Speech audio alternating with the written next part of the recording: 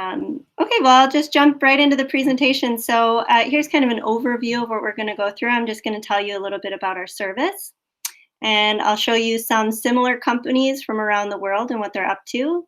We'll talk about why there's so much interest in reusables right now and our big vision. And then I have a few projects if anyone is interested in helping with those projects or passing the information along to friends. And then we'll go through some questions that you guys have.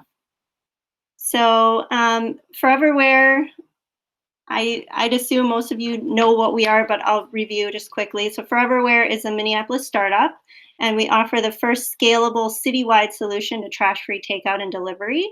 And we do this by providing a service to restaurants that replaces these disposable containers with a fleet of zero waste alternatives like these.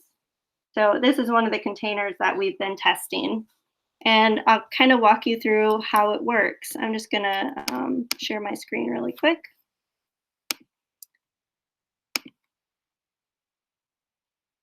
A window.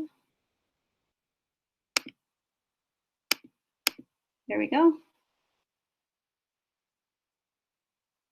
I think it's loading. Good. Cool.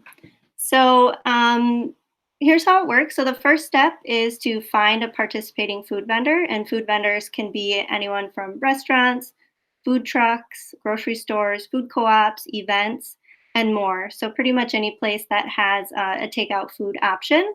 And then you request your order to be put into a reusable container. Whether it's at the counter, over the phone, or self-service, our product will be available, and you just have to ask for it. And then when you borrow our containers, you'll pay a refundable deposit, and your deposit is stored in your account, and it can be reapplied next time you order a meal. And then when you're all done with it, you just return it in a drop bin, and they will be located throughout the community. So when we first launch our pilot, we'll just have our collection sites at our restaurants, and then we'll first be launching with the delivery service, subscription style, that will pick up the containers. So there'll be more information about that when it comes up. Behind the scenes, we retrieve, sanitize, and redistribute the containers. So we're planning to use carbon neutral means of transportation via bike and trailer. And then we'll bring containers back to a sanitation facility, which will be one of our partners, our restaurant partners, to start. And we'll basically run them through those high heat commercial dishwashers to make sure they're free of any viruses. Right now is the concern. And they're ready to go just as if it was a disposable container, be the same thing. And then we redistribute the containers the same way we pick them up on a bicycle. So here are some of our competitors around the world. We have about 17 notable companies in the United States and abroad with similar solutions. And about half of them are just testing reusable cups. Half of them are just doing the bowls, and then about 3 or 4 of them are doing both. And I haven't seen any that have significant market traction yet, but you can see here that most of them are using plastic. I think there's only one thing on here that is glass. There's a few that are using stainless steel, and a pretty good variety, but mainly plastic. And then here are some of the containers that we're testing. And we chose these for several reasons. Just a couple of the reasons. We wanted something that was safe for the refrigerator, the freezer, oven to reheat, or toaster oven, and heat lamp safe without melting or transferring chemicals to your food. So that was one of the main reasons that we didn't go with plastic. And we also wanted the containers to be fully recyclable into the same or a product that is equivalent in value to the original product that got recycled. And then we want them to be used for as many uses as possible. So the plastic containers have somewhere between like 200 to 500 uses. Ours, we haven't tested it yet, but we're working on that, and we're watching our competitors, and we're hoping for somewhere around 1,000 uses. We also had to make some choices about sanitation, size, shape. What do our restaurants want? What do grocery stores want from us? And we're testing quite a few. I think we'll start with a container. We're using the round container to start. And then as we hear from customers and restaurants what they like, we'll tweak that fleet of containers until they really like it. So why are we doing this? Just curious if anybody did like pick up trash on Earth Day, if you just want to post in the chat.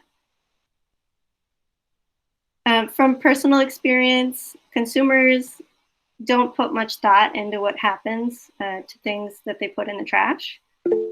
And Nick says, yep, Mariah says, yep. I do cleanups once in a while. Nick and I actually did a cleanup, and I recently started to think about how the trash I pick up around the community is just being moved to be piled high in the landfill. And what's the real difference with that, right? We're just moving the trash from one place to another. So I started kind of thinking that way after watching the story of plastics, the documentary that just came out. It debuted on the Discovery Channel. It's not available to the public, but there is a private screening being hosted by Minnesota Renewable Now and Minneapolis Climate Action. So we can provide you the links to that if you want to watch it. I recommend it. It's really good, and it lets you know like where are all of those plastics going once you pick them up and you send them to the recycling center. A lot of that stuff doesn't actually get recycled, unfortunately. I also wanted to show you just a really short clip from the video. It's just about 30 seconds, I think. Can you still see my screen, Nick? Mm-hmm. Cool. So here's just a little. 32% of plastic packaging ends up littering the environment. 40% is sitting in a landfill somewhere. 14% is incinerated. 14% is recycled, but only 2% is effectively recycled. Effectively recycled means that it's recycled into something that's actually as useful as what it was before. Most of it is downcycled, meaning that it becomes something worse. Unlike glass and metals, plastics degrade when they're recycled. Most recycled plastic is only recycled once before ending up in landfills, incinerators, and the environment. And there's one more just little clip that I like here. It's a visual that really puts into perspective what happens, like where plastics or products come from and where they end up. This is the story of plastics. It is fossil fuels finding a new form and finding a new place to flow through the economy. This is a crisis that is accelerating literally by the day as we speak.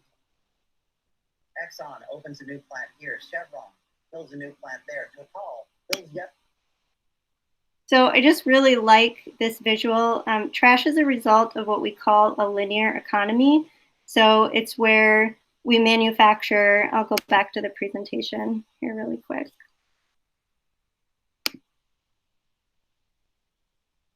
Then we can have the visuals when we talk about it.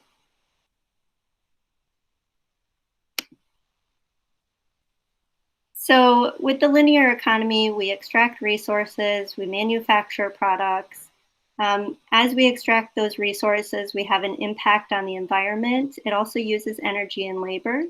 And then we manufacture those products with little regard to how they're going to be used in their end life. So products that have a combination of materials like a silicone coating on metal, those things can't be recycled. So that's a result of our linear economy. When products are distributed, they travel long distances in protective packaging, so often from China, and that creates CO2 emissions.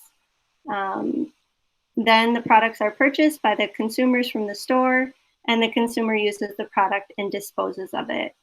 And in this step, this is the important part, is that we're throwing away all of those resources instead of reusing them. So the labor that went into it, the energy, the wasted CO2 emissions, all of that gets wasted essentially.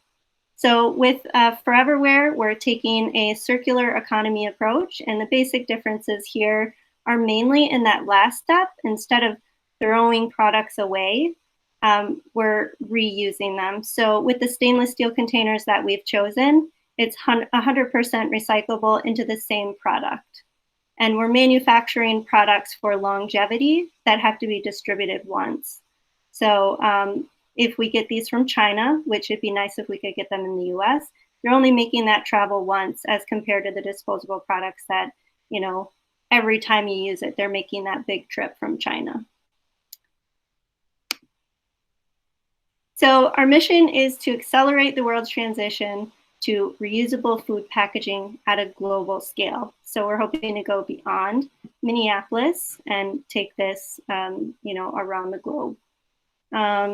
We could be replacing about 35 billion single-use takeout and delivery containers annually. In Minneapolis, we estimate that number to be about 42 million. And instead of throwing out disposable containers, each willing consumer in Minneapolis could pay a small fee to rent a reusable container. And then we could divert about 15 million containers from local landfill each year. That's about 700 tons. That's a lot of trash. So that's our goal in the first couple of years as we tackle the Minneapolis market. And there are lots of ways to get involved. So it's not just restaurants that need to help us or corporations or customers. It's going to take everyone to get this program working because it's a brand new market. And there are a lot of things that you can do to participate. So as far as restaurants, we're looking for volunteers to be early adopters and test the program. So if you know anybody in your network that owns a restaurant or has a connection to one, let them know what we're up to and ask them if they'd like to participate and reach out to us. We'd also like to just ask questions to restaurants to see what they're doing too. So if they don't want to participate and offer the service, we'd be happy to just reach out to them as well. Corporations, if you're an employee and you want your employer to provide free memberships for you, also pass the information along. We'd love to work with them and to get you those free memberships. The benefit for them is they can meet some of their corporate sustainability agendas. So we provide metrics in our app that says how much waste that they're diverting from landfill, CO2 emissions saved, things like that. And then on the customer end, you can sign up for free on our website. This helps us measure market demand and secure funding. You can also visit us on social media. We have Facebook, Twitter, Instagram. Spread the word, tell your friends. Every little bit helps to get the word out. And then we have a few projects. If anybody is interested and wants to help out with this, we have an awesome Minneapolis biking community. So we need to build a bike with a trailer to transport our containers. So we'll be driving around on our bikes to each of the collection bins, picking up the dirty containers, biking them to our sanitation facility, and then redistributing them. So we need some knowledgeable biking experts to help us out with that. So if you know anyone, please pass them along or pass along our information as well. And other projects, we need to either build or source collection bins. So this will take a little bit of testing, but if anybody wants to volunteer to help build these or has any knowledge about particular materials or where we could get reclaimed materials, definitely let us know about that. We're also looking for reusable bags. So I heard about boomerang bags in Minneapolis. We'll reach out to them. But if you have any ideas for our delivery service that we're launching with, we need some nice, durable, reusable bags that can be machine washed, and we need to source them from somewhere. So we'd be happy to give that business to Connection if anybody has one. And then one more thing I don't have on here is we're looking for a research partner to help us with a life cycle assessment. So we want to know how the disposables compare to reusables as far as like extraction of resources and the impact on the environment with like CO2 and all of that. So if you have anybody that might be able to help us with that, pass them along as well. And I think that's it. Basically, I'll just open it up to questions if anybody has anything. And feel free to just unmute yourself if you have a question. I definitely don't want to start by getting into the weeds. So if it's too big of a question, that's okay. But when you said the 1,000 uses estimate, what was the thought behind it? If it was like glass or metal, at some point, are you just imagining rust or like loss of them through use? Or so yeah, there are several ways that we could that the containers could go bad. They could get dented. We have to wait to see how rust will affect the containers and if stainless steel is going to be a viable long-term solution, especially with food sitting in them in the collection bins. And without testing, we don't know. Maybe it could be 3,000 uses. Right. Yeah. Sure. And we're testing a silicone lid right now, but I think ultimately what I'd like to look for is a metal lid as well, because the silicone isn't as recyclable. So we'll test into that space and, you know, try to make partners to figure out what the best option is based on scientific research and experts in the field.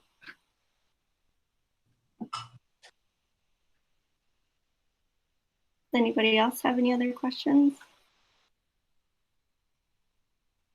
One of the questions that we got asked when we did the Farm to Fork application, it's a local accelerator in Minneapolis, they asked me, why don't restaurants just start this program on their own? And I think the answer to that is that a lot of fast casual restaurants don't actually have washing machines, dishwashers to wash the containers. As well as this is a program about sharing the containers. It brings down the price for everyone and allows you to drop the containers in collection points all throughout the city. So you don't have to manage, you know, 3, 4, 5 different containers from your favorite restaurants and then bring them individually back to each of those restaurants. We could also put collection points right at work. So if you live in downtown Minneapolis and you work at Target headquarters or, you know, in that area, we could put a collection bin right at your work, and then, you know, there's no travel to drop them off. I have a question. Did you design these with restaurant or vendor partners? So this particular container is just a container that I found and sourced from a third party. We have taken into consideration several different things. We'll be using these for frozen items and fresh or cold items, but we found that they don't work well with hot items. An insulated container works better. So we are doing research and we're reaching out to restaurants to get feedback. And every time we do that, we're getting more and more information from them. The size matters quite a bit too. Like we're noticing that like pancakes, waffles, pizza, there are definitely different shapes and sizes of foods that don't work for one universal container. Of course, yeah. Okay, thanks. Yep. We do have in mind a fleet of maybe 5 containers early on in the program. So 3 insulated mugs that would also, that'd be like wide mouth mugs that would also function as bowls, and then 1 larger bowl that's not insulated. So we're looking into that as well. Natasha, quick question. You mentioned corporations as potential partners, and you mentioned it would work towards their like corporate social responsibility commitments. Are there any other benefits that you would see for them or their employees? Yeah, I guess it's just an employee perk. We've Mhm. seen through competitors that corporations are willing to put money into this type of program. I don't know. Does anybody have any ideas about what other types of benefits corporations could have from this? Yeah, I guess I was thinking of the employees. I just think, thinking back of my corporate life, it would have been so handy to have something like that, from a convenience standpoint, and it would make me feel better, I guess. Absolutely. And it would be more fun, I guess, having such an option for my lunch. Yeah. So, We're seeing a company in Australia that offers like the fleet of dishware just at work. So you can, the restaurant, or not the restaurant, the corporation can buy like a big fleet of dishes and just have them on site available for their employees. They could also offer these in their cafeterias. I don't know how much sense that makes to use our service when they could have their own internal dishware for that. But it's definitely possible if they wanted to kind of across the board just use one that customers can and employees can just drop off in the same bins all over the city. I have another question. This is Mariah. Yeah. And I'm assuming you guys have thought about this, but what are your ideas around promoting people bringing containers they already have to restaurants when they go out to eat? I mean, it's a hard thing. It's like bringing your bag to the store. And that's obviously become a lot more common of a behavior. And so hopefully that could also be a shift that people move towards. I know several people, including myself, who typically try to bring a dish with them if they're going out to eat. Mm-hmm. So I don't know how you think that could kind of play into this business. Whether it's like something maybe there's some kind of discount restaurants would be willing to offer, or some other way to promote that idea too. Yeah, we have been playing around with promotional benefits and like, what are they called? Customer reward systems, where we give the customer some kind of perk when they either use a fresh container or bring their own. But yeah, we're definitely thinking about that. What was the rest of the question? I think you kind of got the gist of it. Just being able to promote people bringing their own containers to the whole reuse component of the triangle.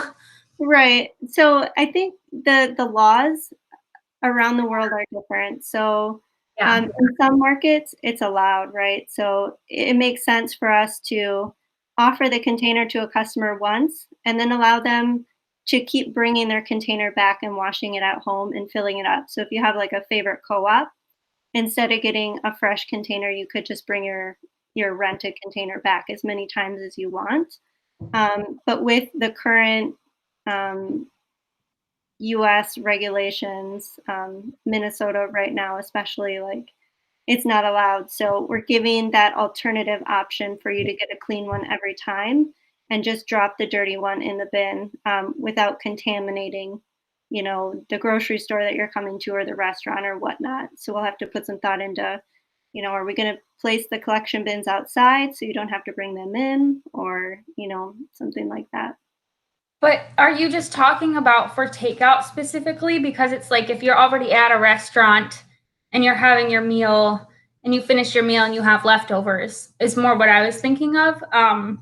Where obviously there are laws of like you can't just hand your container to the deli man and ask him to fill it because of the potential for cross-contamination. But if you're at a restaurant already, you can easily scrape your food into your own container that you brought. So in the interest of like not necessarily needing a bunch of new containers, obviously for actual takeout, like that's a huge problem to target because especially like in Minneapolis, we can't recycle black plastic, and that's what a lot of takeout containers are made out of. Mm-hmm. But and just promote the idea of bringing one for leftovers, I guess, is something I would like to incorporate. Yeah, I definitely do that too. Like, I definitely recommend bring your own containers when you can. I mean, you don't have to rent one then at that, you know. I was thinking too about like Chipotle, like fast casual food, where you get your food in that disposable container, whether you're eating it in or taking it out. So something like this would also be a good option for that. This this idea is a little bit difficult. Maybe you can say it right now because of COVID.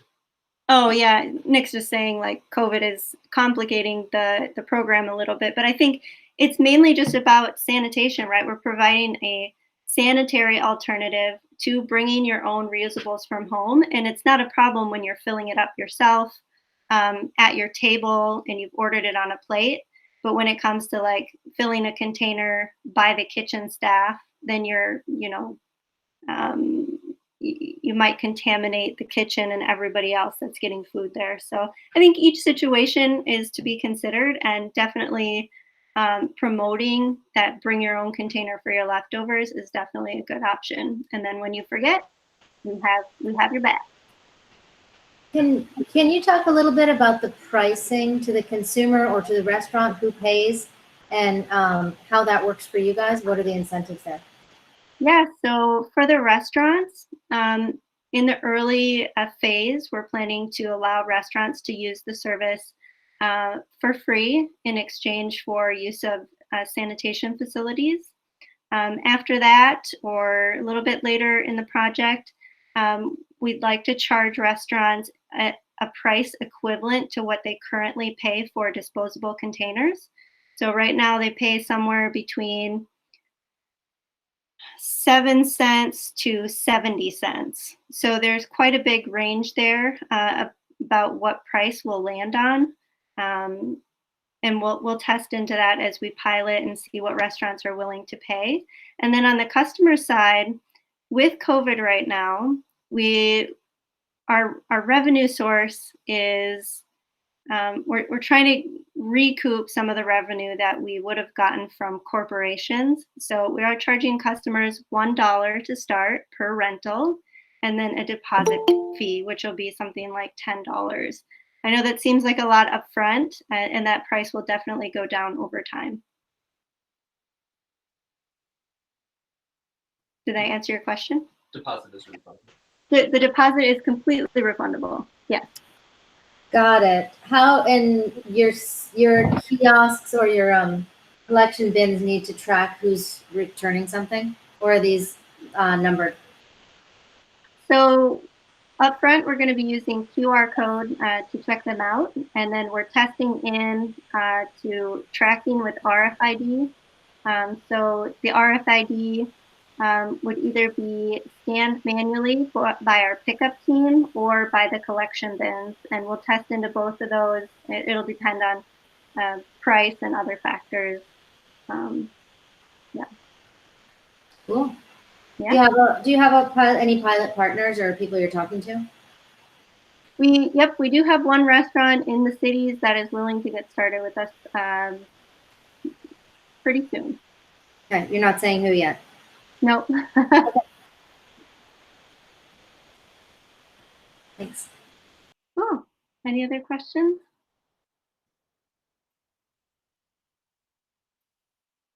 You said you want to go beyond Minneapolis. Do you know, maybe it's a bit early to talk about expansion plans, but do you have an idea where you'd like to go next after that? I'm not sure, to be honest. We did have conversations about how we would grow and spread. I think each market is going to have its own challenges, right? Because every state in the United States has different laws. So we'll have to do some market research and learn. And we're also accepting members on our website right now to kind of judge what cities are interested in having the product. And we've seen from our competitors that once the program launches, pretty quickly after that, restaurants start coming, start asking for the program. So that same thing happens with customers. So we're excited to get the initial program launched and see, who starts coming to us to, get involved. Okay, so you want us to spread the word beyond Minneapolis as well, so that people can register their interest in other cities. Yep, definitely. Yep, there's a sign-up form right on the homepage of our website, and anybody interested, enter it. It's just first name, last name, email address, and then the city that they live in, and we can follow up with them and get any additional details from them later. Great, I'll do that. We just had somebody join, but we're wrapping up, so.